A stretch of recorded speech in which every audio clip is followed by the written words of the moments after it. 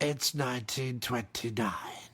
The lower-stuffed women's sanctuary for enraged beagles is forced to close due to an inadequate cabbage facility. All across the land, men in brightly coloured hats return to work in miserable grey factories, manufacturing plaster of Paris thighs for wounded antelope, something in unusually high demand that year. And all of their hats are burnt, while a Welsh choir of mildly ticked-off accountants sing lullabies for the hard-of-hearing greengrocers one street over. Norman Smashpiss abandons his mouldy fake tits by the side of the road and runs off to join the Badger's Auxiliary balloon-licking unit, fighting the difficult Eastern Front against some pretty miffed nuns who, while accidentally drunk on Jesus Love, a sort of blue syrupy liquid sold only in the National Peanut Butter Museum, ploughed a tractor into a bakery specialising in novelty-shaped bagels and donuts filled with sugared hair. Meanwhile, in the quaint hamlet of Horsey, Mayor Algonquin Periscope is preparing to throw caution to the winds and wear that lemon-striped balaclava his Auntie Yolanda knitted him and that he always secretly loved but never had the huge, hairy, pendulous bollocks to wear. Until now. And in green, fertile meadows, dancing happily like horny gazelle or an in-heat Lionel Blair, maidens from a nearby finishing school, starting academy and stopping again emporium, perform the rites of spring, while a pale and wan boy named Aloysius melancholily plays the euphonium full of penguin eggs to nobody at all. And in churches across this fine land, little children stand by other little children who stand by cardboard cutouts of other little children, themselves standing next to unseemly blow-up portraits of Bobby Davro's back fat, which are propped up against old dirty copies of What Parmesan Monthly that was edited by a gentleman called Rupert who had a risque t-shirt featuring a naked Julie Andrews and vaudeville annoyance Jiminy Cricket having a teacup full of pudding at a government-sanctioned orgy. This was Britain. This was life. This is why we got up each morning, stood and stared at the sky, proclaimed ourselves British, violently sneezed, realised that was probably the most exciting thing that would ever happen to us, and then slip into the inevitable misery and despair needed to correctly greet the day. We were British. We were alive, and by God, nobody was going to tell us we couldn't prod foreigners with a stick for asking directions to Pizza Hut without the proper level of humility and guilt. That was Hibiscus Farty, poet laureate and renowned trouser depressive, reading from his book of folk songs for the purpose of one day winning an award. Next on Radio Flange Goblet, oh, you all know the drill by now.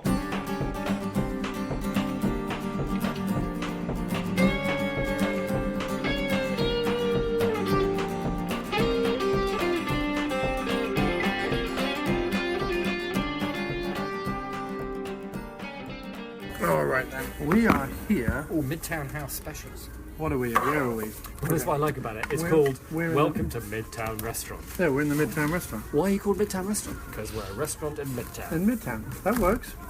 But Frank, we should call it something else. We should call it the Flash, the Zip. What was my name again? The Zip Zap Boom. The Zip Zap Boom Diner. That would why would you call it the Zip Zap Boom Diner? Well, because people would go, wow, that seems like a cool diner. Equally call it the Diner Diner. I'm just saying it's a very New Yorky name to call it the Midtown Restaurant. No, it's not. Well, I just mean it doesn't have a lot of pizzazz. I like it that it doesn't have pizzazz. I'm saying it's a nice thing. So I have this theory. Okay.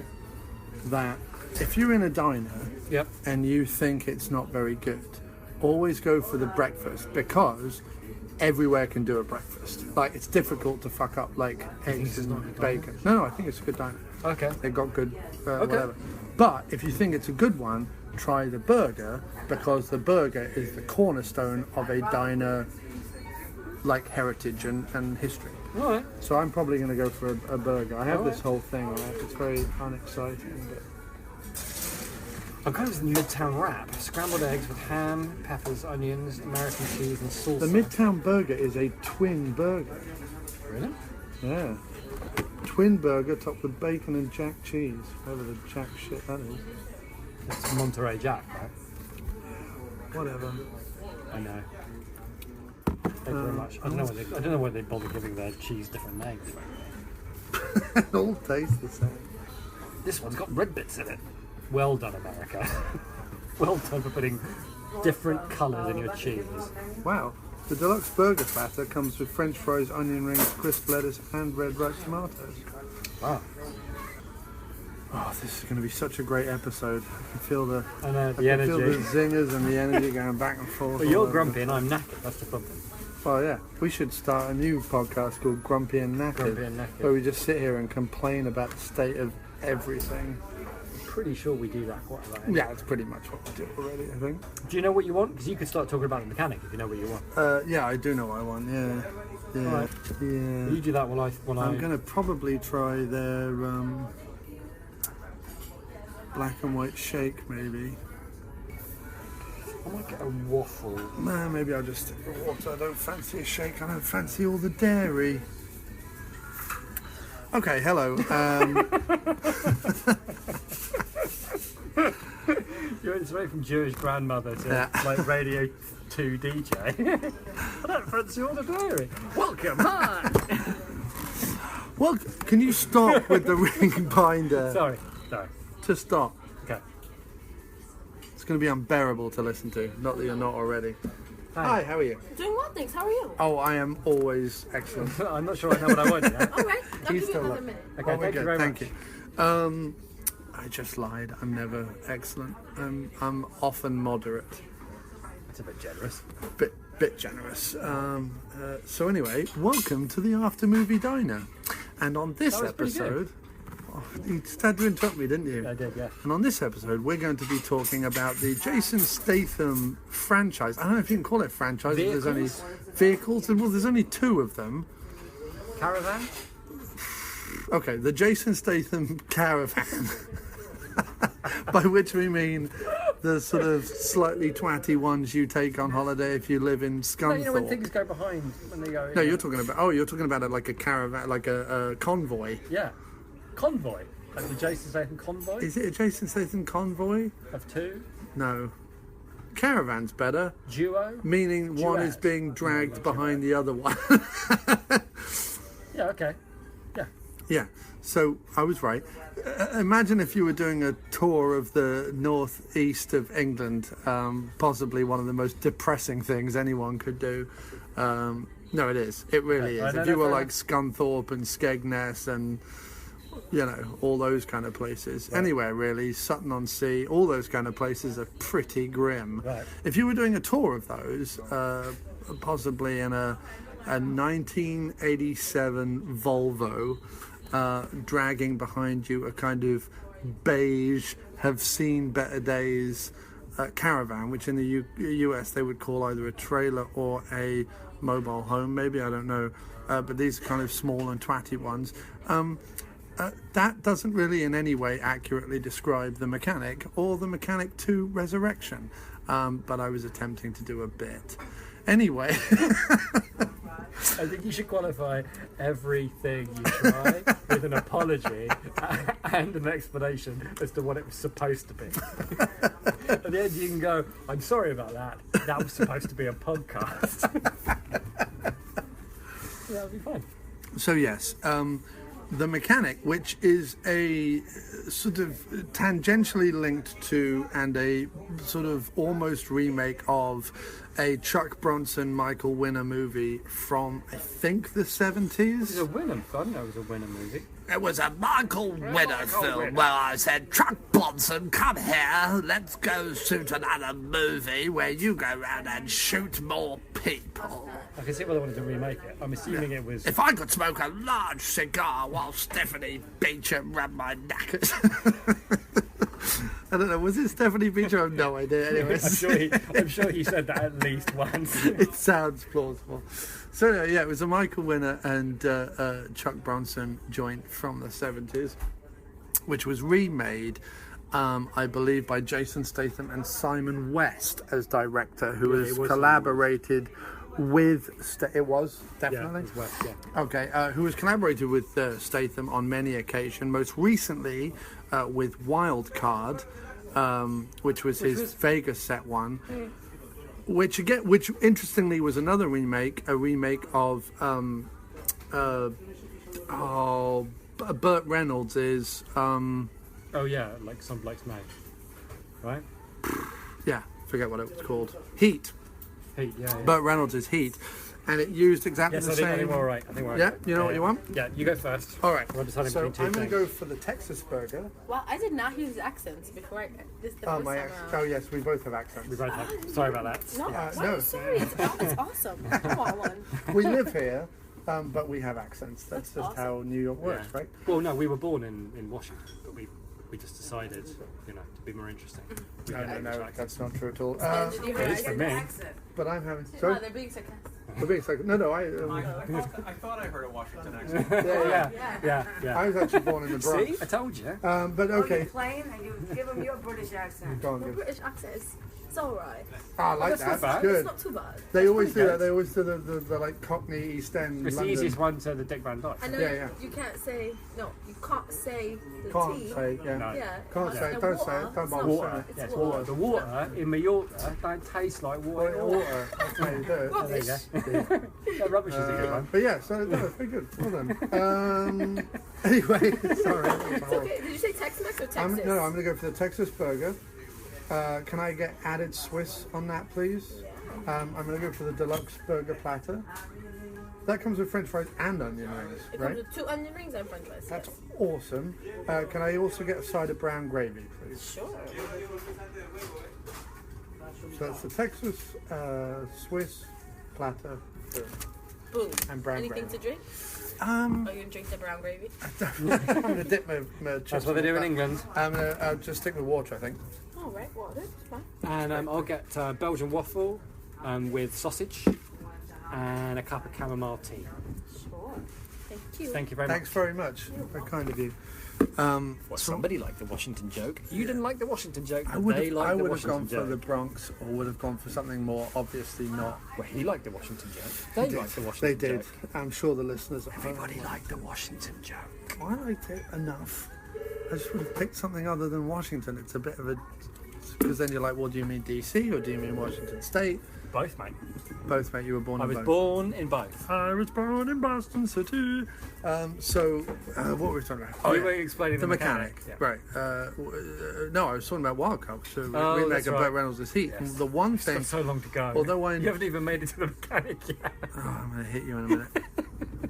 The one thing that was odd about Wildcard, or the one thing that I wish they'd done differently, is that it's exactly the same script. So it's one of those weird remakes where, although I think it's quite a good film, and obviously the fight scenes are their own, because they're Statham devised, or devised with Statham in mind, the actual script is identical to the earlier Burt Reynolds one, and that kind of bothers me. It lacked a little bit of zip. Well, Boom. it seemed like an odd thing. First of all, it's already been made twice, so this is the third time Was it round. like a William Golding script? A William Goldman. Goldman. Yeah. And it's exactly the same script has been made 3 separate occasions, which seems sort of random. It also I seems can only odd. assume it reads as a really great script, but doesn't film terribly well. Or that Statham had some 3-picture deal with some releasing house, and they went, and Statham went, oh, we'll just do No, this. no. I think he wanted to make, because I read up about it afterwards, he'd wanted to make it for a long time. And he'd had like some good directors attached to it initially. I think sometimes there's scripts and films out there that people see and they go, this is a really great film, they just didn't do a very good job of it. See, now, I think it's the other way around. I think they do a very good job of Wildcard. I think it's filmed well. I think Statham plays No, the I don't part mean that. I very mean well. like that's why they decided to do it in the first place. But actually, as you pointed out, there's something about it that's not quite, it's just not quite The only there. thing that bothers me is that the script is exactly the same. It's I not actually, that great a movie though. I quite like it, you see. I like the way No, it's it was filmed. alright. It was I like that alright. it's in Vegas. I like that they give it that retro tinge. I think that West There's does a a lot good about it job to with like, the and action. they've got lots of good people in it. I just felt like it lacked something. So, The Mechanic 1, which is also a West joint, and I think he's also worked with West on Expendables 2. Simon West also did that. But Simon West has been around for ages. Didn't he do Con Air? I think that's Did Con Air, and he's done a whole bunch. He's done a whole bunch of Nick Cage stuff, and he's a fairly jobbing kind of action, thriller chat. type Our chap. kind of chat. Yeah. So he does The Mechanic Thank you very 1. much. Thank you. Which is it's a good film. I mean, it's certainly in like Statham's top 10 in terms of like The Mechanic? yeah, Okay. sort of action stuff. Down the lower half, though. Yeah, no, definitely. It's in the bottom 5, not the top 5. And we're talking just pure Statham, not Statham in a franchise. So you have to remove Expendables and Which I wouldn't have in there anyway, but yes. all that. Anyway, so the first Mechanic, again, based on the remake, it's based on the original movie, so it's a remake, has a fairly good, structured, interesting plot for a action drama. It's a fairly obvious one, but it's a well done one. Yes. So you have your man Stath. He is a killer for hire. His speciality is sort of making it look like an accident, or at least getting out clean, as it were. And at the beginning of the movie, his handler, mentor, and all-round pal, Donald Sutherland, because I don't even remember his name, who has an estranged son who he's not very close to and is basically a bit of a layabout drug addict, alcoholic madman, sort of looks at Statham as a surrogate son. So Statham gets the alert through his like underground Craigslist of who to kill next, to kill Sutherland basically, and he checks it out with like the head boss, who's played by your man from Scandal, Goldwyn. Oh, Tony Goldwyn? Tony Goldwyn, the guy from Cuffs. Yeah. I think it's Tony Goldwyn. Your man at the top, he goes, no, this is right. There was some dodgy thing where some men got killed because he was doing some dodgy deal. So yeah, he needs to be wiped out and blah, blah, blah, blah, blah. So Statham begrudgingly does it because rather him than someone else, I think, is kind of how he feels about it. It's also how Donald Sutherland feels about it. Rather you than someone else. I understand that they're coming for me no matter what. Oh, so Sutherland tacitly agrees to it. Yeah. I didn't remember that part. Well, no, he does this really cool thing where he says that they're coming. He calls Sutherland up and says, they're coming for you, get out of your office, destroy all the evidence, blah, blah, blah, blah, blah. And he sends Sutherland down a back way to come to his parked car, only to find Statham in the car park. So Statham's acting like he's helping Sutherland, when actually he's setting Sutherland up. And then when Sutherland realizes, he's like, well, I would rather it be you than anyone else. At least can you make it look like I've got a couple of shots off? So he uses Sutherland's gun to get a couple of shots off into like the engine block of his car or whatever, and then Statham kills him. So it looks like he didn't go down like a pussy, essentially, I guess. But presumably that comes back as an important plot point. No. What comes back is that it wasn't Sutherland at all. It was... No, but I mean that the use of the gun. Does the gun become important? Oh, yeah, at the very end. Well, basically, throughout the movie is Statham training Sutherland's wayward son, who he comes across. Played by another? No, played by Ben Foster. Who is? Exactly. Another, okay. Oh, you know your man, Aaron, what's his name, from Breaking Bad? Yes. He's sort of a bit like him. Meaning if you had a shaved-headed, goatee-bearded, not quite as talented Aaron Paul. Is it Aaron Paul? Yeah. That's Ben Foster. So like a poor man's Aaron Paul. Yeah. And it's one of those movies where all the rules that had kept the mechanic safe and off the radar of people, he breaks in training Ben Foster to be an assassin.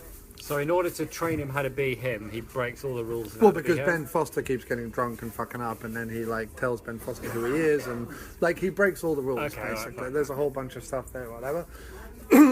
And also like the kills that he's given to do, that he takes Ben Foster on, like fuck up in various ways, and that normally leads to the action sequence of them like escaping a kill and or doing a kill in a different way or whatever it is. Improvising. And then big twist at the end is it wasn't him, it was someone else, and Foster finds out that he killed his dad, and so there's a little back and forth between him and Foster, and then there's an ultimate twist at the very end, which I suppose I can reveal because there's a sequel, which is in the race to kill each other, Ben Foster and Jason Statham wins and walks away, presumed dead because his car blows up, but when they check the CCTV footage at the gas station, they see a very quick thing of him rolling out of the car just before it blows up. So he survives and gets away. And it's a well-made, like the thing about the mechanic is, the original, or rather the remake, but what I mean, for the purposes of the Statham conversation, the first one. Right. The thing about it is... the Statham caravan. The first caravan. First caravan. Well, no. The truck that's towing the caravan. That's towing right. the caravan. The thing about it is, it's well made. Simon West knows what he's doing. It looks good because it's in sort of a New Orleans-y, swampsy, Louisiana-y kind of vibe, and it looks good. Statham plays the role with aplomb. There's plenty of good action in it. Ben Foster isn't too annoying. It's got a few iconic moments in it with them like abseiling down the building and some other stuff. It's not remarkable, but considering it's a remake and considering it was at that point in Statham's career when he was churning out steady, reliable action films. It's almost at the beginning of that, and it comes off the heels of The Transporter, and it's almost... I think when I first saw it, my problem with it is why isn't this just a Transporter movie? You know what I mean? Because he's sort of playing the same kind of character. In other words, he has his rules, he's very clean, he has like the latest stuff, but he also has like the precision vinyl player and the sports car that he's been tinkering on for 10 years, and you know, he's meticulous and it's kind of a follow-on from that character, and probably why they said it to him in the first place. But it's fun. It's reasonably well paced. I mean, it's a bit back heavy, which the sequel is, to be fair, as well. The first and second acts take a little while to kind of grind the gears and get going. But like I said, it looks good, and if you enjoy Statham, like, it's not so horrible. And there's enough of that, like Leon, the professional stuff about like training him to be a hitman and that's at least entertaining to watch. It's just not very action heavy.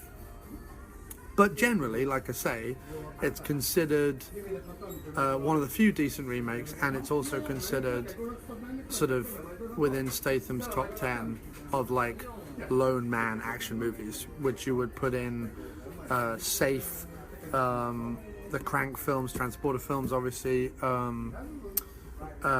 What's the one with Killer Elite? The one with the bank job? The bank job, yeah, but it's not really an action movie. But yeah, it sort of. The one with De Niro? What's the De Niro? Killer one? Elite. And what's the one with Franco? With Franco.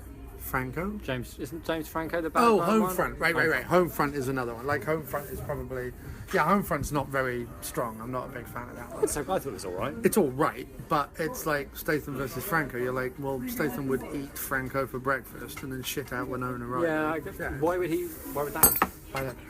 Thank you very much. That's great. That looks awesome. Thank you. Sure. Thank you. you. Look at that. Tremendous work. No, I'm good with this. This is perfect. Thank Could you. I get my chamomile tea? I'm so sorry. Yeah. That's okay. No, that's great. Do you Thank want you. it with honey or lemon? No, just on its own. It's fine. Thank you. I feel sort of bad actually. The putting the butter on the lovely sugared waffle. That's what you meant to do, Chief. I know. But, But it's definitely worth checking out. yeah, I agree. I would go along with that. My memory. It's been a while your since memory of it. It's been a while since I saw it. But my memory of it was after I saw The Transporter, I thought, fine, I could easily watch Jason Statham movies and enjoy them because they're really fun and they're well put together and they're nice, and you know, there's not a lot of, not terribly taxing, but they're usually quite fun. They've got a sense of fun about not just the character, but also the action. Like, he's obviously a very, you know, serious guy, but you can tell, like, as an actor, as the guy that's doing the film, he doesn't take himself or it terrifically seriously. He's not pompous. Right. And I think that the action and the films themselves reflect that. They're very straight ahead, workmanlike, getting the job done. It's Yeah, good. I think that. Thank you very much. Thank you. I think that Statham in reality, from what I've gleaned, just from interviews and stuff, is, you know, he's a little bit old-fashioned. You know, his favourite, you know, him playing a Chuck Bronson role was probably like awesome for him.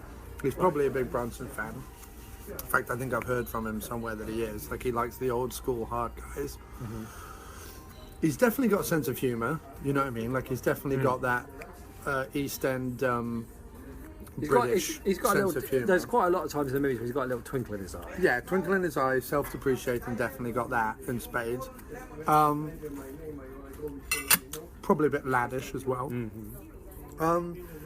But I also think, just from sort of some of the later interviews, once he sort of became a producer and set up his own company and things, Parker, that was one of the other ones he did where he was a solo guy.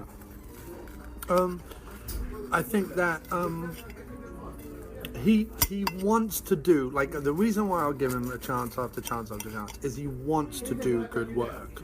Like, he wants to work with good people and he wants to do good things. And even if the end result is what the end result is, and I always love something about the end result. Like, I'm just a big Statham fan. Yeah. But he's not caging it in. right.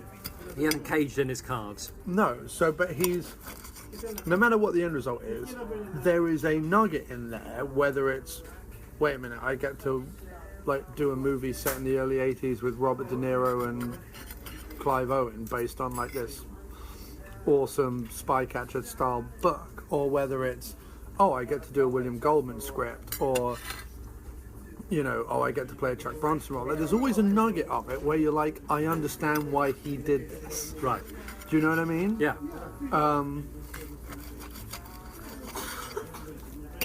So I'll always give him the time of day, is what I'm saying. Well, my memory of the first one was, I really enjoyed it. I felt it fit neatly into my idea of what a Statham movie was without, like, letting me down or Right. being too dull. I remember being distinctly underwhelmed by the ending. I remember that. Right. I remember feeling that the moral ambiguity present in the, like, what he did, and especially the note that he left for the kid at the end, wasn't really borne out by, like, the sense of fun and adventure and in Right. the movie, and it seemed like it belonged to a different movie. Mm-hmm. And that kind of jarred with me a bit, and that's why I wouldn't put it in the top 5. Right. Just for that, basically for that reason alone, just because I felt like it didn't, I don't know, it just didn't hang together as well as it might have done. But that would be my only complaint about it. So, I don't think I ever expected a sequel. No. Not that there wasn't franchise potential, but for my money, you would need a sequel that was, like, the thing I like about The Mechanic is the plot. Like, it has one. You know what I mean? Yeah.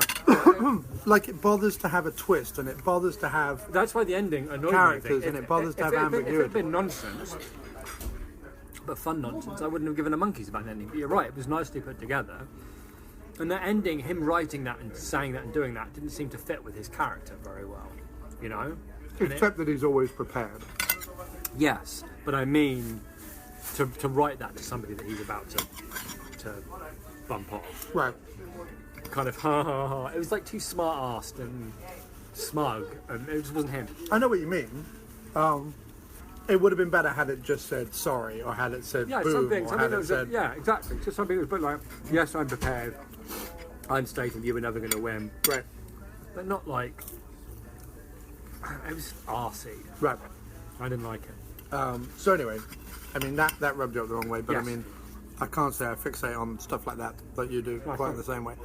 But I do understand from your perspective that. No, I just mean, if it had been a hyper-theme movie, we wouldn't have given the monkeys, but it's the ending of the whole movie. It just left me with a bit of a meh about the whole thing. Okay, That's all. but the my experience of feeling watching was- the movie was I enjoyed it. my feeling was, my trepidation, let's say, about going into The Mechanic 2, Resurrection, is perfectly viable to do a sequel because you've got the twist ending at the end of the first one, he's out into the world, we've already set up who he is and what he's capable of, and let's bring him back in. The basic plot of the second one is fine in terms of The structure of it. the structure of it, in terms of a almost Snake Plissken like, Yeah. we're going to give you a time, we're going to hold something over you. In the case of Snake Plissken, it's always like your health. And give you like 3 impossible things to do before breakfast kind of thing. Right. That's kind of a good way to Yes. bring him back in. Agreed. Right? Yeah. And actually, if you go in and only care about that, the film works. To some extent. It could have worked a lot better. But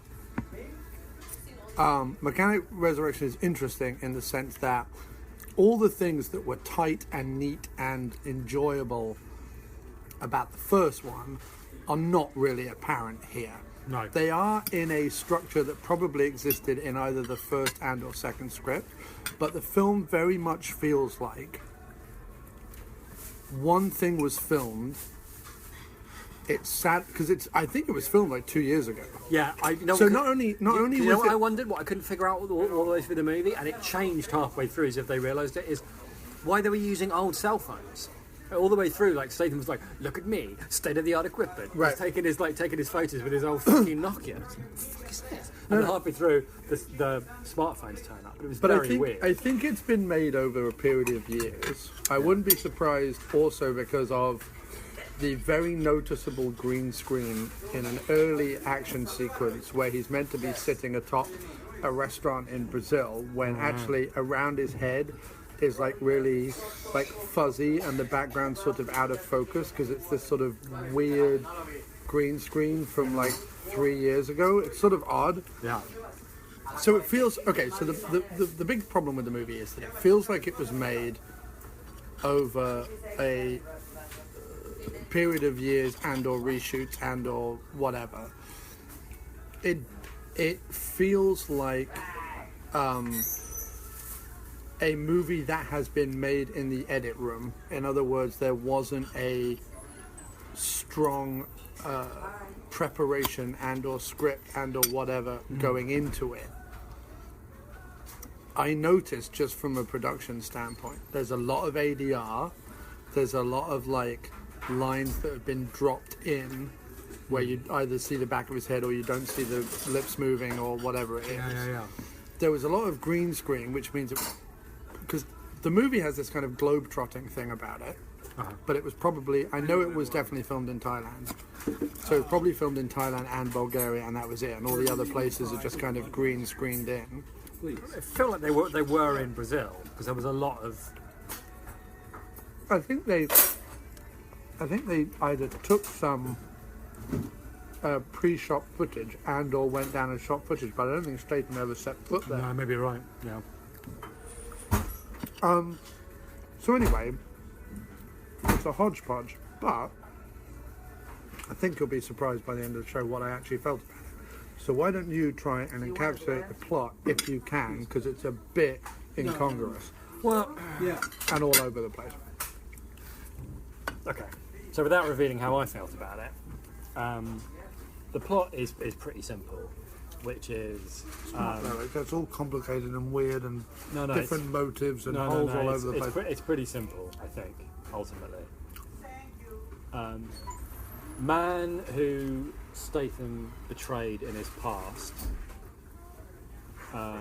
decides to use Statham's skills as an assassin for his own ends, but because Statham would never work for him, he decides to use a honey trap basically on Statham, get him to fall in love with a woman, kidnap that woman, then use, Statham's sense of fair play, honour, whatever, love. But it's to not get just him that. to achieve. It's that she does a job and works for a camp that. No, but I don't want to get into that. Okay. I'm the one telling the plot. Yeah, so figure from Statham's past uses the honey trap on Statham to get him to commit crimes for his own ends, which involves basically bumping off 3 blokes in a relatively short period of time, or else the bird gets it. And Statham has to, over the course of the movie, bump off these 3 blokes, while at the same time getting himself in a position to rescue the girl and take down the bloke. Yes, That's my plot summary. essentially. Yeah. They over-egg it with a whole bunch of either extraneous details and or confusing details. Yes. Can I ask you a question? Because there's one question. As soon as it happened in the movie, I wanted to ask you this question. What the fuck is a East End gang trained child soldier? What the fuck is that? I don't know. What is that? Don't know. The whole film Right. rests Yeah. on this relationship between Yeah. Statham and the bad guy Right. that was forged when they were kidnapped by an East End gang to be Yeah. trained as child soldiers. Yeah. Which, as far as I'm aware, has never happened, No. even in Victorian London. Like, that's never Right. happened. Right. Unless they're talking about the East End of Sierra Leone, I don't Right. see what the fuck it's got to do. It was so mad. Well, it was all mad. I mean, it was all mad. Mad. It was mad from start to finish. Like, I can't even begin to kind of delve into it because we would spend so long talking about all that stuff, and ultimately it isn't really important. Well, it's important in the sense that, okay, and I know where we're going to disagree on this, basically. But I mean, like Jessica Alba, who is the honey trap woman, right? Right. It's all really confusing because Yeah, they're putting like the guy shows up, like all the setup is confusing in the sense of, well, wait a minute, hang on. Jessica Alba is sent there by this guy because previous attempts to get Statham in Brazil failed, and so she is sent to Thailand or wherever he's gone off to an island run by Michelle Yeoh, who is like woefully underused, yeah, shockingly underused. Yeah. Who is sort of the, without ever getting killed, she's sort of the Donald Sutherland character, meaning she's the mentor, whatever, or the old friend. the old friend, voice of wisdom in a chaotic world. Right. Voice of reason, rather. So, the whole idea to ensnare Statham is that Alba is going to rock up, walk around being all Alba. Meanwhile, the guy that she's with, the boyfriend that she's with, is meant to like scream and shout at her, which I presume is meant to appeal to Statham's code of honor. Well, she's supposed to. That's the point. He's supposed to beat her up. Right. When she walks in there with the bruised arm or whatever, like Right. Statham thinks it up. But then, oh no, he was getting into. It's so. The confusion lies in the fact that the idea is she's supposed to be a honey trap and it's all supposed to be fake. But the guy that's supposed to be pretending to beat her up decides to actually beat her up, and she really is actually innocent. So all the things that the honey trap is pretending to be actually come to pass. So when Statham does fall for it and take her into his bed and all the rest of it, No, but you see, this is the other thing, right? it's all true. No, But then it's like, well, then can I just- okay, but this is the other thing, is that I don't think, like, it makes more sense, because Jessica Alba works for, like, a home for, Yeah, why her? no, well, right, exactly, why her, right? That's the other thing. She goes, oh, he's got something on me, Yeah. and then she's like, well, what he has on me is that I work for a home for orphan, sex trafficked kids, and I get them help, and you know, it's in Cambodia and blah, blah, blah, blah, blah. And if I don't do this, he's going to kill me and all the children. And I'm like, oh, okay. But that's not something. You can do that with literally anybody. You can walk Right. up to literally anybody and go, if you don't do this, I'm going to shoot your grandmother in the face. Right. You'd probably do it. Right. So that doesn't make any sense. Secondly, the movie, maybe because in the original cut, they fall in love too quickly and everyone was like, well, wait a minute, that doesn't make any sense. That they gave her the children's school in Cambodia to give him like more of a reason, meaning, you know, he doesn't want to see, like, if you don't do this, Statham, all the children die. Do you know what I mean? Like, I felt actually that I didn't. Oh, I see. You mean like what was supposed to happen is she was supposed to be like a honey trap, but she wasn't all that honourable. And actually, Statham ends up falling for her, even though she's not all that honourable, just because of, you know, chemistry and maybe she's got a war story or something. No, but I believe That all that bollocks had nothing to do with it. I believe that his character would do what he did to save a school full of children, much more than I would believe he did that because he happened to fall in love with Alba. Yeah, true. Okay, I got it. Especially since he himself is the victim of being an East End gang child soldier. Right. That might have been thrown in there for that bollocks as well. Because I mean, it was That's like, what I mean. Everything was like, I know why you're doing this. You did it because I got out. Come. Of what? Right. Of where? right. But that's the whole point, is I think that it was all nipped, tucked, voice-overed, reshot. Like, I really do. Like a bunch of 3 a.m. decisions by knackered writers. Yeah. I Okay, honestly I can believe do. that. I can believe that. Yeah. Okay. Because I don't think you can With hold... Statham going, what about kids? What about if I'm protecting a load of kids? Right. Kids are good, right? Now, All right, Jace. obviously he has to keep Jessica Alba alive because without her there is no school in Cambodia, apparently. Let's just go with that. Right? But the bit that doesn't make any sense is he apparently gives her his father's watch, which he's never taken off. Yeah. Right? And that's meant to symbolise like how much he feels about her. Thank you very much. Thanks so much. But at no point, even with all the drippy walking along the beach scenes and Can I just say, there was so much drippy walking along the beach. Yeah. I know there was the green screen stuff at the beginning, but the bit at Right. the beginning in the cabin where he kicked the shit out of about 20 Was people fun. in a tourist trap was really fun. There was some inventive bits in there. Yeah. There was barbecue. There was, you know, jumping off things. that was a reshoot. I'm telling you, that was a reshoot. yeah, but jumping onto to the punch up the beginning of the movie. the jumping onto the windsurfer. Right. But that Totally was, ludicrous, I but loved awesome. that. Yeah. It was like, this is like watching a Roger Moore movie. I Yeah. loved it. But then after that, it was like, oh my god, 20 is he minutes. still walking along the beach with her? Well, because I tell you, dude, they watched the movie and they go, no one's going to believe that he did this for her. So they threw everything at it. They went, extend the beach sequences, make her have kids. Like, they extended it all just to give it some sort of... Because no one sat down to begin with and wrote anything that made any sense. Yeah, that was okay. So The core idea of...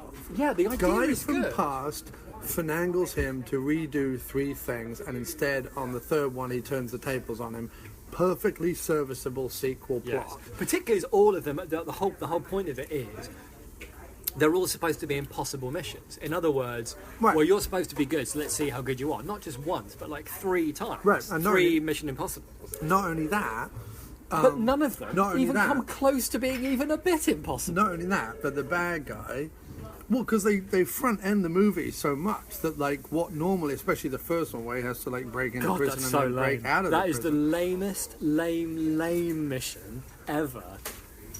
He walks in there, right? Well, hang and on a he's got- second. Let's back up before we explain it. I was so annoyed by that first one. Hang on a second. They so front end the movie I see what you're saying, actually. Yeah. with like beach sequences and explanations. They've got no time.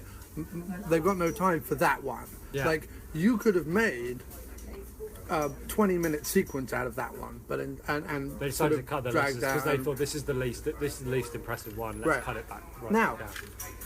The funny thing about the movie is that halfway through, probably about 2/3 of the way through, it basically cuts its losses and becomes an old PM Entertainment movie, meaning cut the dialogue, ratchet up the action, put in as many crazy stunts as possible, shoot everybody, explosions, one-liners, end movie. And like the second half of the movie is tons of fun, but like for me anyway.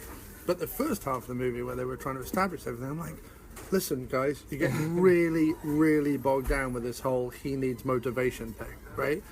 Simple.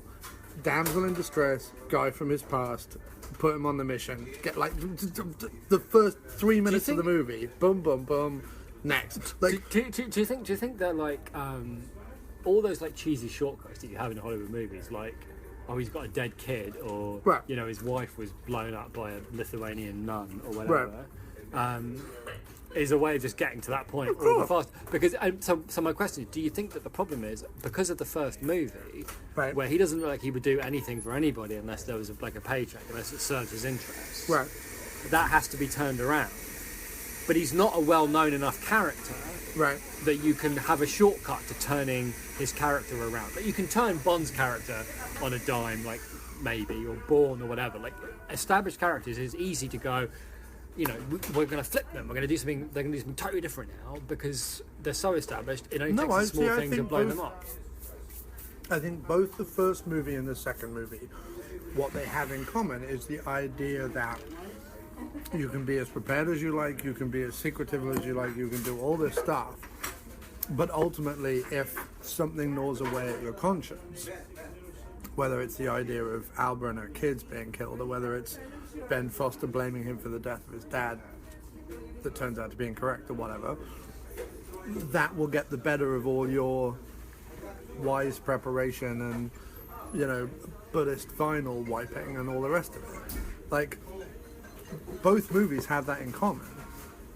He reluctantly has to do a bunch of stuff. Yes, that's great. I feel like if Jessica Alba had been like the daughter of somebody that Statham had bumped off, that Blokey had used to, you know, trap Statham, and then she ends up falling for him, and he ends up falling for her, and he ends up having to, like, wanting to prove to her that he's not such a bad guy, and that actually he feels responsible for that death, because it turns out that, you know, just like in the first one, he was double-crossed and blah, right. blah, blah. That would have been a shortcut, and that would have worked fine. Right. And the other thing that's hilarious is that, but also works towards the end movie, because the other thing is the bad guy in this movie, essentially, like, halfway through, it's suddenly revealed that it doesn't actually matter about any of this stuff, because all he's trying to do is wipe out his competition as an arms runner, right? So it's like, it just throws way too much pudding at the wall. Like, just don't bother. Like the thing that PM Entertainment movies always did so well, and the reason why I bring this up is, for all, I would suggest people go see this movie, but only if you are the kind of action fan where you're like, I want to see Statham do either a low-rent Canon film or a very good PM Entertainment movie, meaning there's going to be a load of bollocks at the beginning nobody's going to care about. And just know that if you sit through the bollocks, you'll be paid off with some good wham-bammery. See, that's my dilemma with like recommending the movie. On the one hand, the second half is fun. You've got to admit it. What I'm saying, on the one hand, like, it's a Jason Statham movie in the cinema, and I want there to be more of that. Yeah, me too. Yeah. Like, I want to be able to, like, just from what we keep saying, there's not enough mad, you know, fun B movies in the cinema. So I want that, and the only way to make that happen is for people to go and see it at the cinema. But I feel like the only way to really see this movie is, as you say, like on Netflix or on DVD or whatever, and fast forward it, you know.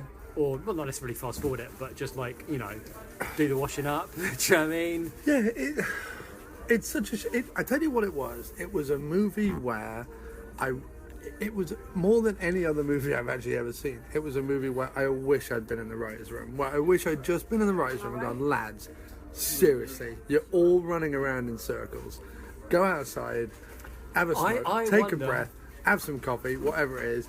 And when you've come back, I would have torn 10 pages out of this and made it fine. But I think you're right. I think a lot of it was around the fly. And I wonder, if you look at what Statham's been doing, right?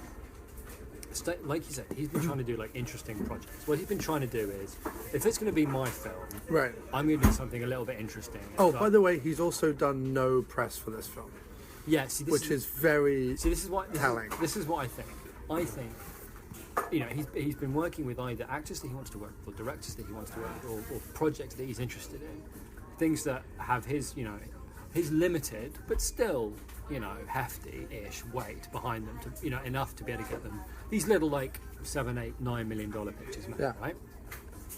And then he's also doing a outside of that TV series out of the follow-up to Layer Cake, which is from his production company. So that's fine. He's working very hard on that at the moment. Sure, but what he's doing is he's doing personal projects that interest me, and then I'm going to turn up in a Spy or a Fast and Furious or an Expendables or whatever, where I'm B name on the marquee, but it's a nice hefty paycheck, and I'm keeping my name presence visible. Right.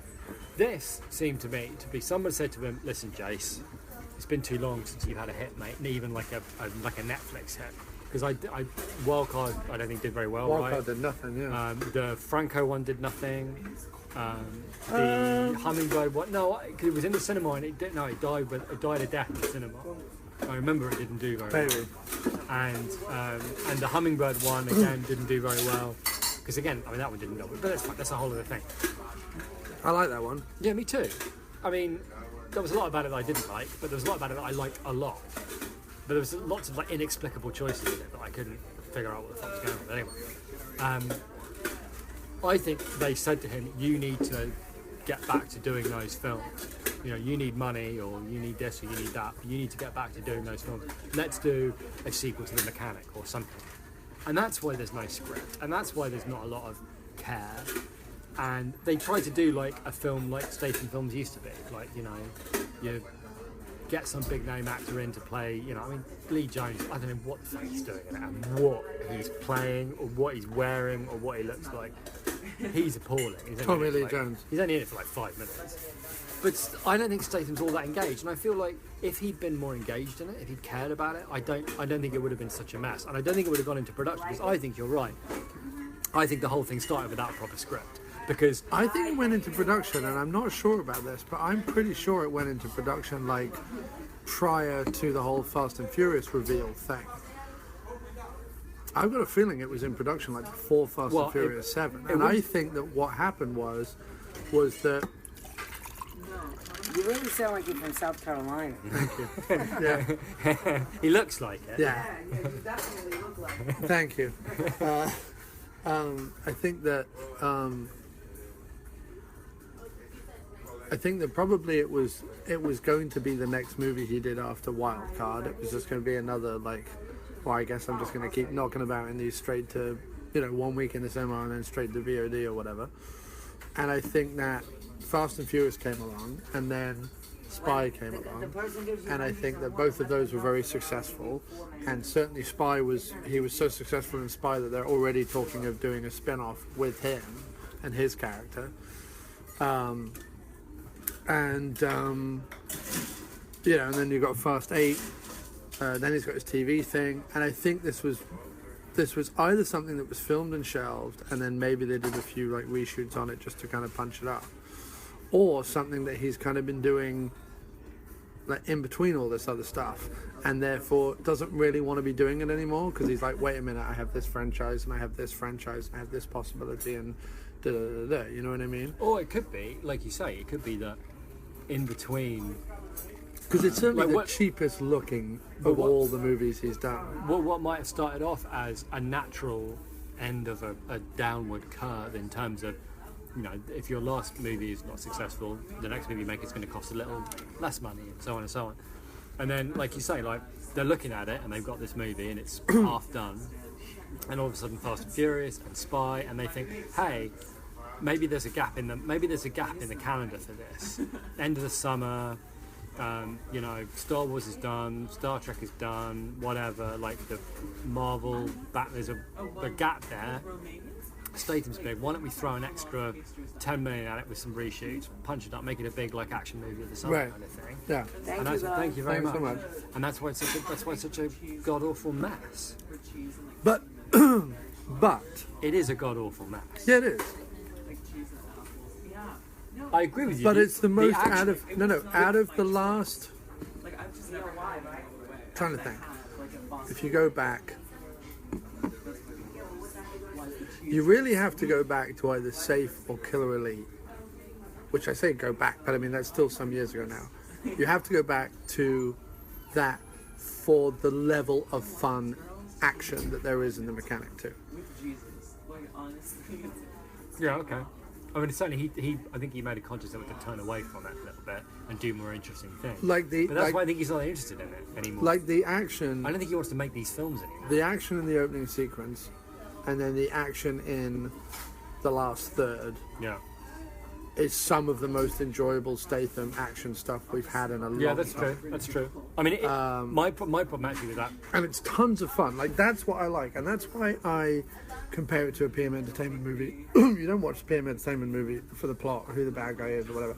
Let me tell you, PM Entertainment movie made an enjoyable action movie with, as the lead, C. Thomas Howell, right? Who is not in any way at all an action guy. Or, you know what I mean? Like, he has a sort of humorous mustache. That's about all you can say about C. Thomas Howell. Right? Yet they're able to do it because at the end of the day, what PM Entertainment do is they go, right, film 3 or 4 scenes with C. Thomas Howell wandering about, and then we'll get in all our stunt guys to blow this up and shoot that gun and throw barrels of lit oil onto cars repeatedly or whatever it is, and away we go. And occasionally, like, PM Entertainment had Don the Dragon Wilson or Cynthia Rothrock or someone like that in it who could do their own stuff, Gary Daniels, but like most of the time they were just making these action movies because, like we always say with the A-Team, you get enough rent-a-goons and you go down to the local junk tip and you go, how many like shitty Corvettes can you give me, or how many shitty Ford cars you can give me, and we'll just throw fire at them and that'll be the movie. So they become enjoyable because of the action, and nobody really the plot. So the thing with this was, the reason why it frustrated me so much that they kept like ladling on this unnecessary plot was, I was like, it's a PM Entertainment movie, guys. This is a sequel to a movie that shouldn't have really been a movie in the first place, but it was a movie and it was moderately successful. So let's just do a sequel that's bigger, badder, and more ridiculous. And that's essentially, in the action sequences, what they did. But I wonder, especially with these, everybody wants a franchise, right? Everybody wants a freaking franchise. Well, no, because he was given the opportunity to do the next 3 Transporter films, and he said no. They were going to do, Luke Besson was going to do Transporter 4, 5, and 6, and he said no. They keep talking about doing Crank 3, and although he has shown interest, he hasn't done it, and it's not on his slate to do it. I really honestly think that this was coming at a point where he'd done Hummingbird, he'd done Wildcard, he'd done a couple of, let's say, vanity projects, in other words, and Homefront, which was a Sylvester Stallone script. They hadn't been, none of them had set anyone on fire. So someone said, like, let's do a sequel to The Mechanic, and initially it came up as like, well, that's a good idea because we can get back to the stuff that people seem to like me doing. Plus, it's a name and, it's a movie and blah, blah, blah, blah, blah. And then all this other stuff happened. You know what I mean? Yeah. No, I'm saying... Because I've heard about Mechanic Resurrection for at least 3 years. At least. Which means that Fast 7, Spy, all that comes out in the interim since we first heard about the project. Yeah, certainly he's undergone a bit of a renaissance since that kind of downward trajectory. But I'm wondering whether it was he was never then interested in it in the first place, and did it maybe because sometimes people people do movies for the promise of other movies. Right, like, that happens a lot. I mean, it is set up for a third one. Weirdly, is it? Yeah, the end of it is set up definitely for a third one.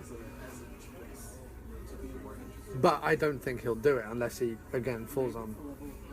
Like I don't. I think you're wrong, and I don't see it. And it's produced by the guys, Avi Lerner and Boaz Davidson and people like that, over at Millennium. I think their production company is called. Who did like the Expendables and various other things, and like. Maybe when he couldn't get hired, they came to him and went, let's do this. And he was like, okay. And because they're all pals, probably, or they certainly gave him a leg up with action movies. Well, after he was in Expendables 1, they like fed him a bunch of action movies. So maybe he just did it for them. Well, whatever his reasons. And I think you're probably... I certainly think you're right that the reason it doesn't work is they tried to turn something clearly that they didn't think worked into something that they hoped might, and in the process, I have to say, because a lot of this is conjecture, but like I have to say, it does, for all its faults, and it does have faults, and it is messy, and there is dialogue dropped in here and green screen bits there, and Alba, and a whole bunch of problems with the film. I had a hoot watching it. Yeah, see, I had the opposite experience. I had an absolute hoot the watching opposite it. experience. I loved it. I the longer it went on, like I loved the less fact that hoots I was having. it started off and he's on like some wood panelled boat wearing a sweater and polishing but that his was vinyl. see, but right there, like there was right from the beginning, there were things about it that bugged me. And the first thing that bugged me was why have we got 3 completely different songs played at full volume back to back? Like 45 seconds of each. Just pick a song, lads. Right? It's the opening of your movie. There's only 2 songs. No, there were 3. There was like whatever the big like opening of the movie thing was, and then he puts the record on, and another song plays, and then that turns into like Brazilian jazz. Like, but no, for no later. 1 minute it's like rock and roll, Jason on a boat. He's on the boat now, and then he's like walking the streets. Like it's Brazilian music. No, come on, lads, pick and open it. Right. Either go with the rock and roll like mechanic like boat thing, and now he's like, whatever, that's fine. That annoyed me. But the bit in the on top of the cabin where he beats the crap out of loads of people, that was super cool, and I liked the jumping onto the windsurfer. Yeah, what are they called? I don't know what they're called. Windsurfer. Fucking hell, my brain. Yeah, what are they called? It's what he goes in Live and Let Die. Yeah, I know. It's not windsurfing. It should be windsurfing, but it's not windsurfing. Oh yeah, sorry. We're going to split it between the two of us, if that's cool. Yeah, what's it called? Don't know, anyway. Anyway, whatever the fuck it is, I really, really, really liked that bit, and I was all on board. I mean, it made me laugh, and I was having a great time, and I loved the idea of you've got 3, like all that bollocks, but then the ground to halt with the Orba thing. I was like, for fuck's sake, get on with it. And it was, and it wasn't like I got impatient. See, I kind of knew that was coming, so I went with it. Like, no, it's not that I didn't know it was coming. It kept going, and it wouldn't stop, and I got bored. Bored, and I'm sitting there, I didn't, and I'm bored. So I'm bored. And then, like, were you okay, bored? fine. Yeah, I was that bit. I was bored. Say bored again. Bored. Anyway, right. Then there's like, oh, you've got to achieve. Great, 3 missions, brilliant. And then there's a bit where he's planning. It's like the prison. Nobody's ever gotten in. Nobody's ever gotten out. And it's surrounded by sharks. And he's like an African warlord. You go, brilliant. This is completely amazing. He's gonna have to not only like do the most impossible, like prison break in, prison break out, impossible murder, make it look like an accident. All the while it's a horrible prison in the Far East, and then once you've done that, you've got to do 2 more jobs, equally impossible. Okay, this is great. I don't mind sitting for the Alba thing. We're going to go here, and then it was the lamest mission in the history of missions. It was so terrible. I quite liked how he wiped himself down with shark repellent. Apparently, you can buy like Shark Be Gone. Like, wasn't it literally called like Shark Be Gone or something like that? What was worse than that was like, listen, you'll never get out because nobody's ever got off that island because of the sharks. And you go, well, so nobody thought to buy a tin of shark repellent. And his whole plan revolved around, he's just going to smuggle in things in cigarettes and a lighter. I don't think they let you smuggle in cigarettes and mystery cream into a Malaysian prison. I don't think that happens. And when the guard was like, take your lighter, you go, well, he'd take the fags too then, because like, there smokes and he clearly smokes, so he would just take the cigarettes and there goes Jason's plan. But no, that didn't. Fine, okay, I'll suspend disbelief, no problem. And then he walks in and he's like strolling around, looking around, and they go, hello, I've just made best mates who I'm already playing chess with after 5 minutes. No, I get Fine, it. no problem. Who's that? It's the African warlord. Oh, right. Yeah, the old toothy guy who knew absolutely everything about everyone. There's the African warlord. Think about the African warlord. He's actually got a lot of enemies. Over there's a bloke who wants to kill him. Oh, that's interesting. And then Jason turns around, sees a fat bloke being given a knife. So he walks over to the fat bloke, nicks his knife, and then it's a series of like pieces just of 50-50, that's great. Yeah, thank you. A series of blind bits of fortune. Like he's got the plans and he's making the drawings and every single part of the African prison is total jam. All of it. Yeah, I understand. It was bollocks, and it wasn't even any good. And it was like, got to make it like an accident. And his accident was he like strangled him. Well, that's not an accident. No, he'd overdosed on the peyote or whatever it was. Yeah, except that he left him so that he wouldn't get caught by the guards that were coming in. He left him like propped up with a weird thing. And that's not an accident then. If he's clearly been artificially propped up to look alive. Right. So that's that done. Right. Because also, why does it need to look like an accident? But that's fine, whatever. Yeah, everyone's trying to kill him, so why does it have to look like an accident? Yeah, why did he kill just him. let the guy die? Like, he, rather than step in with the knife and the whole thing, go, oh, it's all right, the bloke's about to kill him. I'll just sit here and wait for him to be dead, and then I'll swallow the pill and I can be gone. Because if the bloke goes, oh no, deal's off, it's supposed to be an accident. Oh, fine, okay, yeah, get somebody else. This incredibly intricate plan you put together to Right. blackmail me into doing the game, you're going to throw it away because he didn't die in the right way. Well, how more accidental can you get if he's in a prison and being shivved by a guy who I've got nothing to do with and you've got nothing to do with and happened completely organically in front of him? Anyway, Yeah, that was fine, in fact, but it annoyed had Jason Statham never got into the prison, he would have been stabbed. If you stood outside, Not by smoking one his- person, but by two people. Because there was, apparently also in Malaysian prisons, if you only have one hand, you are allowed to make a massive sword hand. So like that's a hand fine. It's with to- a massive it's sword total under bollocks, it. fine. It is total The bollocks. second one I liked a little bit more because it was like at least like the way the guy died was kind of interesting. But the way that Statham went about doing it was like so unbelievably half-assed. It's like, oh, I'm going to break into the pub. Okay, how are you going to do that, Jace? You're going to use your crazy lockpicks, or that would be me. I don't like you any less. It just didn't go 50-50. Oh, that's fine. Wait, do I get more then? Yes. Oh, Only 5 cents. that's okay. I'll get him off him. I'll get it off him. Yeah, you better get him. So I like the second one a bit more because the death was kind of cool. Like the But overhanging equally, pool how and he stuff. got there was. But like he'd go, oh, I'll take a meeting with the estate agent, and then I'll distract her with a fake phone call, and then take a photograph of the key. That's my big plan. Fucking anyone could do that. It was nonsense. And then he's like, oh, hang underneath the pool. The bloke sees Statham underneath his pool. He has more than, oh, there's a bloke underneath the pool doing something fishy. I'll just get out of the pool. Instead, I'll wait 5 minutes splashing around screaming in a pool that is literally 3 feet away from not being in the pool. And it takes ages for the water to drain out and he's caught in some mad vortex. No, just walk out of the pool. But that was the least annoying of it. And by the time the third one came round, and it was like Tommy Lee Jones, and then it was like, oh, so you're an arms dealer with a conscience. Going, are you serious? Arms dealer with a conscience? And oh no, they're serious. He's an arms dealer with a conscience. Tommy Lee Jones, he's all right. But again, dude, you are missing the point. Which I No, look, because I agree with every you. point every point you're making with, I completely and But utterly agree here's the with thing. you. But I agree with you. But by the time it got to where that point was going to be made, Yeah. it had lost me. Okay. And I was And bored and annoyed with it. It hadn't lost me. I spent $15 on my day off sitting there watching this.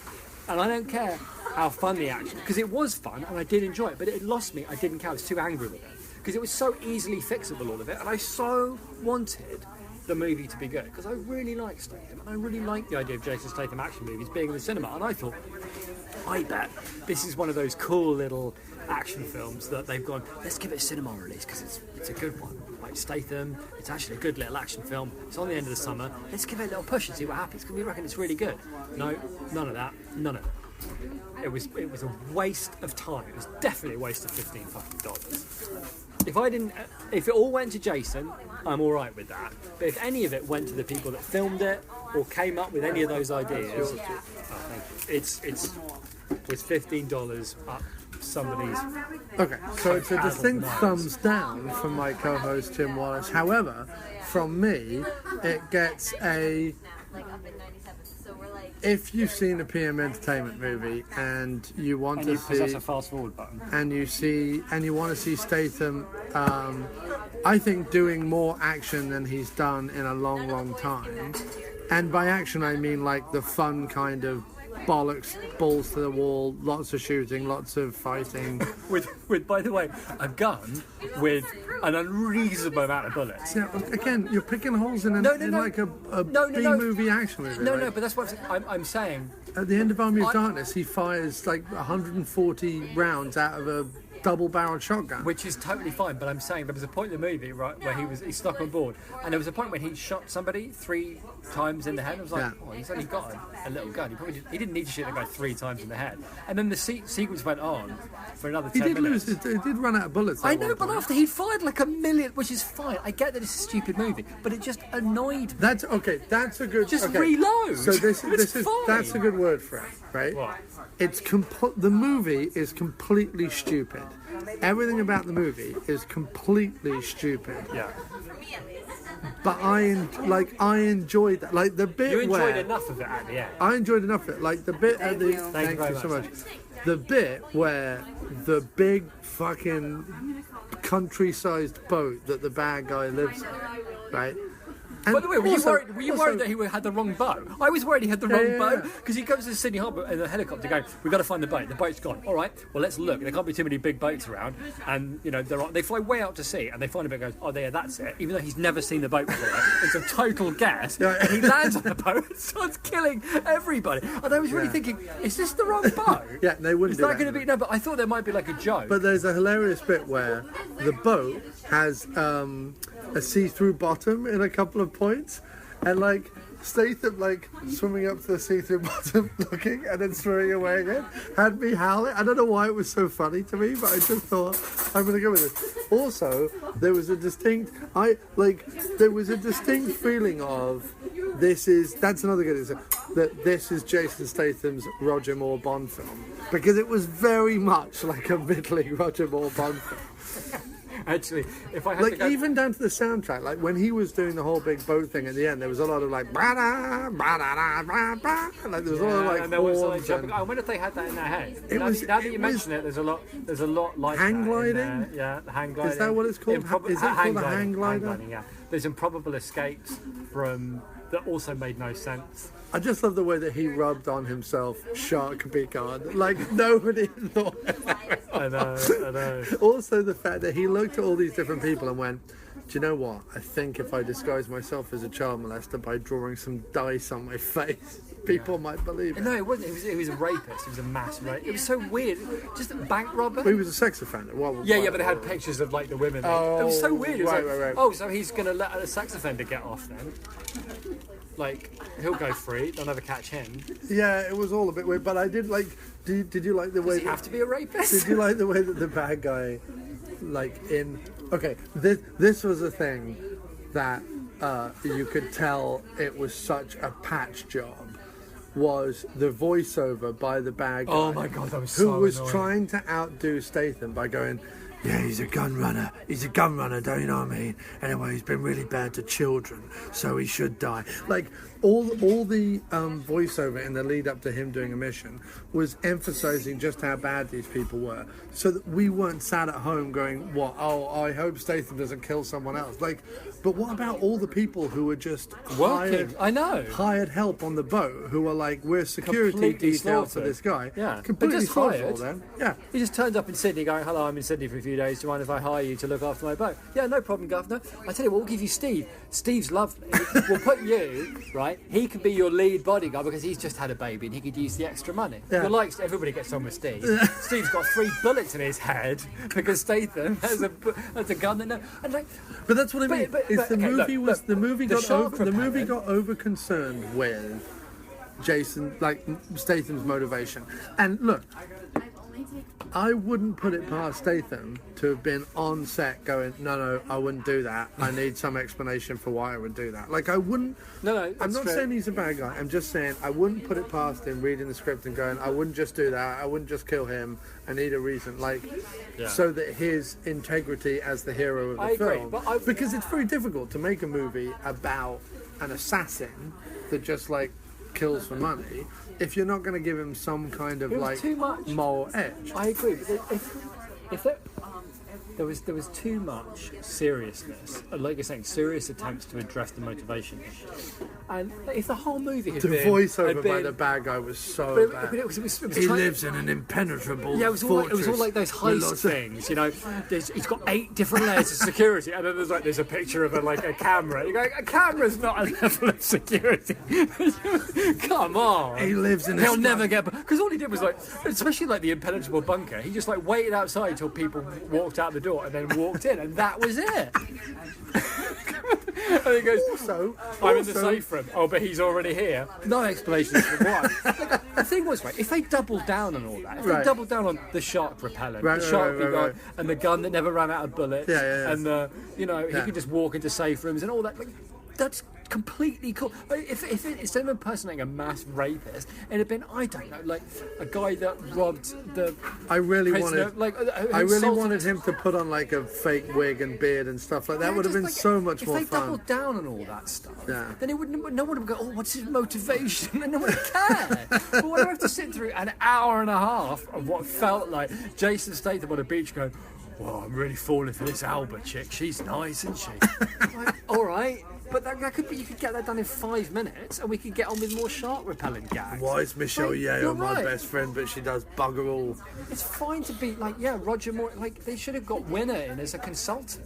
Winner was dead. Oh well, fine, okay. Well, from Beyond the Grave. Winner would have gone, You know Albert, what? darling, you've got to take your top off. That's what They should have hired a psychic who professed to have a direct link to Michael Winner Beyond the Grave to consult. Listen, the script Jason, I doctor. loved what you did with the first mechanic, but I think you need to know what you do with a sequel. Yeah. It's quite simple. More guns, more boobs. That is the And winner. shark repellent. I've always wanted to do shark repellent, and I've never had the chance. If you can shoot it in London, But seriously, but set it if in New York, on- and if you can give him a World War One Gatling gun, so much the better, dear boy. if you could have had on set, What you basically need is you need to find a director who does nothing but sit in a chair, smoke cigars, and talk about how he knew Michael Caine once. That's what you do. look at Michael Caine, that would be fine. He would sit in a chair and smoke a cigar and talk about how I he tell knew you what. himself once. I tell you what. If Michael Caine had been the bad guy, I would have listened to that voiceover. Do you know what I mean? If any, who the hell even was that guy? Nobody. He's like Luke Evans in the Fast and Furious. You're like, who? Like just some generic Cockney There's just wank. so many weird, funny-looking, crazy old If it was actors Michael out Caine who there. went, hey, he's got a swimming pool. It's at the top of his building. You've got to go in. You've got to get a swimming pool and kill him. Like, you'd at least be like, all right, I'm listening to Michael Caine. He's saying some bonkers shit. He's been in some. I mean, he was in The Last Witch Hunter, so he's available for bollocks. Yeah, and Let's not. he was also a bad guy in the Steven Seagal movie about the Oh Native yeah, the Americans. Alaska mining thing. Yeah, right? yeah, With, whereas- terrible black hair. Yeah. Yeah, that's fine. Get him. Hey, Mike, do you want to? What colour hair do you want now? You know what I mean? Anything you like, Mike. Seriously. Can I sit at a table? Can I smoke cigars? And can I drink tea? And can I occasionally say, hello? If so, I'll do the film. That's how it should have been. We've recast it. Get out. Tommy Lee That's Jones. fine. I have no idea what he was doing. It was Tommy doing Lee that- Jones went, can I have a goatee and a leather jacket and twin earrings? I think my and- character would have an earring. Oh, fuck off. You're fired. Do you think Tommy Lee Jones was trying to be the Under Siege character but older? No, they really thought he was like a guy, an arms dealer with a. It made no sense. Also, an arms dealer who had a fleet of So I know. Fleet of submarines. His submarines are really precious to him. Why? He's an arms dealer, not an arms user. He doesn't wander around in his submarines blowing up oil rigs with Wait a his minute. massive guns. Have you got arms? Do you use them or deal them? Yeah. As if you deal them. I'm like, Okay, it was bollocks, but I thought I was. you were able to sit through the Happy- bollocks and still be happily happy enough enjoyed at the the end. bollocks. And that's fine. You recognised what it was, and you got what you wanted at the end. Yeah. It had lost me. So imagine, Way before imagine a Roger Moore Bond movie made by the PM Entertainment. That's what you're getting with Jason Statham in the lead. And a sad absence of the of Michael Winner from Beyond the Yeah, Grave. a sad absence of winner-esque genius. Yeah, but specifically, I tell you what, get somebody like- to take their top off, do a crash zoom on it, dear boy, and But then really, we'll pick up a World it's War not One. just Michael Winner, right? No. Specifically, I think what it needed was Michael Winner's spirit being channeled Yeah. by like a fraudulent psychic. Yeah. You know what I mean? So, but like Chinese, like Chinese whispers kind of thing. Like, Or it'd be slightly you could have misheard, had Michael you know? Caine. You could have had Michael Caine as the East End gangster who had been bringing up child soldiers. I want to see the prequel to the Mechanic. Because I think somebody should be forced to sit and write the prequel Yeah. to the East End gangs that kidnap children and train them to be child soldiers. Yeah. Where are these East End? Where are there like Cockney, like I think it thin just- Cockney sick-looking children Yeah. wandering the globe? Yeah. Oh, no, are they the ones? Are they in Tommy Lee Jones' submarines? Are they Yeah, I armed think that's what it solely is. by Also, Cockney midgets? why was the henchman that he never... That was weird because it was like he looks a bit like Statham. Is there going to be something? Right, yeah, first of all, But no, he just got his head blown off. there were two henchmen. There was the one that wore way too much eyeliner, which was just disturbing. Yeah, that was weird. He looked like Randy Couture in drag. That's what he looked like. He looked like Randy Couture in drag, Yeah. and had like a very orange face and heavy eyeliner and a bad wig. And then when he corked it and Statham was attacking the boat, there was then this other goon who was like 6'7" and looked distinctly Russian. And I was like, oh, he's going to do a great fight with him, and that never happened. No. Also, I don't believe for a second that whiny McWineface with his eyes too far apart and his beige leisure suit could have taken Statham down even for a second. No. I really wanted Also, if you can't actually blow up a boat, don't blow up a boat. Like, the CGI of the blown up boat was ridiculous. Yeah, it might also- as well have been in 3 like chunky bits of Lego that just fell into a pool. Also, like Statham's hiding in the boat. Just jump off the fucking boat. Right. Get into the boat later. You don't have to be on the boat when it explodes. No, but he goes, what makes you think I'm going to swim, right? Yeah. Was the line. And he Yeah. ran into where there were, by the way, like 3 or 4 speedboats. And I was like, the way you end this film... Or the is you helicopter. have- I thought he was going to get on or the the helicopter. The way you end this film is as the boat's exploding, Statham catapults out of the boat with magic, catapults out of the boat in a speedboat, and then like lands right next to Alba. Alba opens the little hatch of her escape pod and goes, "Oh, James," and then they go off into the sunset. That's how you Yeah, end he the gets movie. into the escape pod and they float off and then the Queen rings. No, he's in the speedboat. No, He I goes know. I'm off in saying the speedboat. no, but if he's going to go, he should. If this is the Roger Moore film, him and her in the thing, floating along, and the camera pans away, and then but he gets a call from the Queen. No, but he can't. He can't. They can't. And they both- go, well, it's a diving ball. diving ball. There's going to be some weak pun around the fact that it's a diving bell. I guess our boy is bobbing in the ocean. So. Yeah, something like that. Looks like he's bobbing. Looks like he's bobbing for Albert.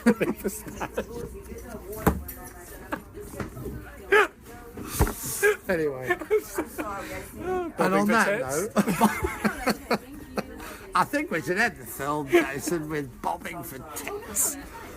He's speaking to me now. He's telling me that the film should be called Bobbing for Teats. And Albert goes, "No, I don't do nudity. I've never done you. Pop your top off." The nudity, but what she like? Oh, that love scene was so painful. Have 2 people ever been more awkward in a love scene than those 2? Oh, I'm Statham sure and we Albert. could pick out a It couple of Bond was so films. awful. I'm sure we could pick out a couple of Bond Pop films. your top off, Albert. I just wanted Winner to do it. You're right. Had Winner directed it, it would have been so much better. I agree with you. If you I watch it, really wanted to come in here and like sing its praises, but you have kind of convinced me of it being a bit crap. But the action is really good. I will keep saying this. no, the action is really good enjoy at the beginning and at the end, and in between it's awful tits. It's awful. It's awful steaming tittery from start to Anyway, I have to go to the bathroom. This has been fun. But my recommendation is definitely watch the first Mechanic. Definitely. And if you're feeling in the mood for a straight-to-video action wham-bammery and you find it one night on Netflix, Mechanic Resurrection, worth a look from about 45 minutes in. Oh, that's generous. I'd probably go from the beginning of the... Oh, that's generous. Watch the first 10 minutes, skip forward to an hour. As soon as he... Skip forward to the bit where he rubs the shark repellent on, which is kind of amusing, and from that point on, you're probably okay. Yeah. Because the second kill is okay, and I then love the fact that it's like no one's ever escaped because no one has been to the shop where they sell shark begot except you. He just wanted it. It wasn't even like he went to like some high-class expensive thing. No. He just wandered into a shanty town and there was some guy there who was selling, do you want like some shark rub in case you want to go pop? I think I might come in handy. Yeah, I am right. jumping off an island surrounded by sharks. Yeah. I might need me some shark repellent. It's bloody handy that they're selling shark begone in Thailand. So with that, that has been Mr. James Wallace and Mr. Jon Cross for the After Movie Diner. I just wanted to say one quick thing. Jason Statham, the mechanic. While I was sitting watch there- them or don't. Doesn't really matter to me. While I was sitting there watching it, at the end, when I was like bored and annoyed with it, I did think the only saving grace is I am going to enjoy talking about this with you. Yeah. That was why I really wanted to do this, because otherwise it would have been $15 completely wasted. Yeah. But I felt like I definitely got my money's I worth can just make here. I can make it better instantly. Go on. Michael Winner directs it. Yes. The bad guy, instead of being a kid that escaped from the East End gangster, is the East End gangster played by Michael Caine. Yes. And the Tommy Lee Jones role, Yes. which is the guy who he double crosses Michael Caine for, Yes. is played by Roger Moore. And the whole thing is directed by Michael Winner. Yes. Yes. It's a better film, instantly. Yes. Instantly a better film. Yes. And then, oh, I'm an arms dealer with a conscience. And Michael Caine going, you'll never get here. It's an impenetrable bloody fortress. Statham goes, just tell me where I go. Just tell me where the tits are. Yeah. Oh yeah, and you have to have, instead of Albert, someone who'll get a Norks out. That's who you have. Winner will probably audition people for quite some time. That's why, Come in, love. Pop your top on the stool. that's when the mobile phones are out of date. Yeah. It's how long it takes Winner to audition for tests. Jason's on a Tonight Show. He's like, well, I did have this movie, Mechanic Resurrection, coming out, but it's been stalled. What? For tits. Winner's still looking at him. It's been years now. Is it true that Michael Caine and Roger Moore are also looking at him? Or you use this TV. Because, oh wait, there's an They're all just sat there. The whole room is thick with cigar smoke. I have Netflix. I mean, this TV is also That's what Winner's autobiography should be called. Cigar smoking tits. Excellent. Right, I'm going to go to the bathroom. Okay. That was fun. What a load of old bollocks. Well, Eh? that was loads more entertaining than the movie.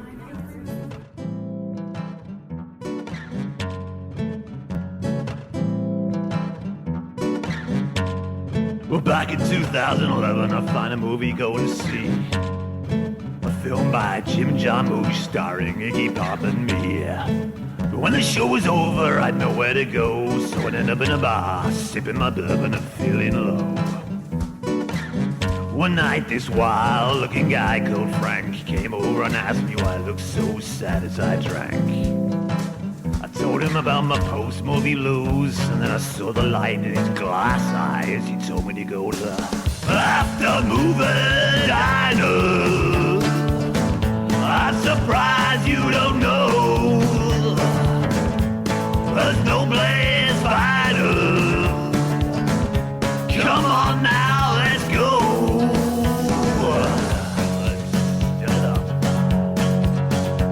Well, Mr. Jon Cross, well, he's a man with a beard and a man with a plan. Yeah, yes. With Jim and John and Madam Mark, tune in to Fletch Cobbler to start.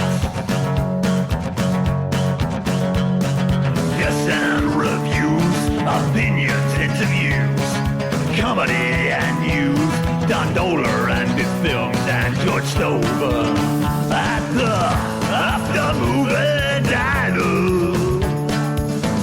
Now it's 5 years old. There's nowhere finer. That's the place to go. the after movie diner. It's where I go. Oh, that after movie diner. It's one hell of a show. I just killed that rattlesnake with skillet pants.